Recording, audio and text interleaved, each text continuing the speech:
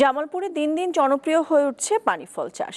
কম খরচে বেশি লাভ হওয়ায় জলাবদ্ধ পতিত জমিতে এই ফল চাষে আগ্রহ বেড়েছে কৃষকদের। স্থানীয়ভাবে এর নাম সিঙ্গারা হলেও পানিতে চাষ হয় বলে এটি পানি ফল নামে বেশ পরিচিতি লাভ করেছে। জলজ উদ্ভিদ পানি ফলের গাছ 5 মিটার পর্যন্ত লম্বা হয়। পানির নিচে মাটিতে শিকড় থাকে আর পানির উপরে ভেসে থাকে পাতা। রোপণের 3.5 মাসের মধ্যে গাছে ফল আসে। পানি ফলকে ইংরেজিতে ওয়াটার চেস্টনাট বলা হয়, আর বৈজ্ঞানিক নাম ট্রপানাটস।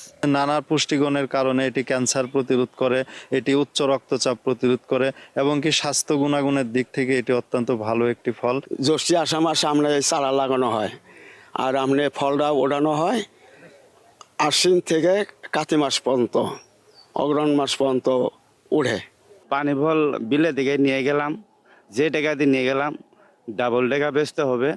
প্রতি বছরই বোরো ধান কাটার পর খাল, বিল, ডোবা ও পতিত জমিতে পানি ফল চাষ করেন কৃষকরা।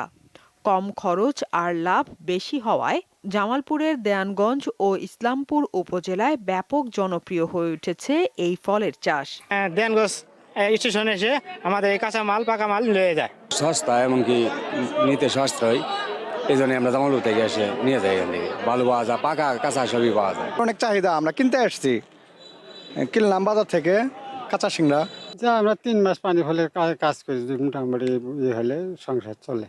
চাষিদের উন্নত জাতের বীজ সরবরাহ সহ সব ধরনের সহযোগিতার আশ্বাস দিয়েছে কৃষি বিভাগ। খুব একটা রোগ পোকামাকড় আক্রমণ নেই বললেই চলে। এটা খুব স্বল্প খরচে বিধায় কৃষক এর দিকে ঝুঁকছে, সংগ্রহ করার পর স্থানীয় বাজারে বিক্রি করছে। এটা আমরা চিন্তা ভাবনা করছি এটা দেশের বাইরে রপ্তানি করা যায় কিনা। দেওয়ানগঞ্জ ও ইসলামপুরের 3 শতাধিক কৃষক পতিত 74 হেক্টর জমিতে পানি ফল চাষ করছেন। স্থানীয় বাজারে প্রতি কেজি পানি ফল বিক্রি হচ্ছে 30 থেকে 40 টাকায়।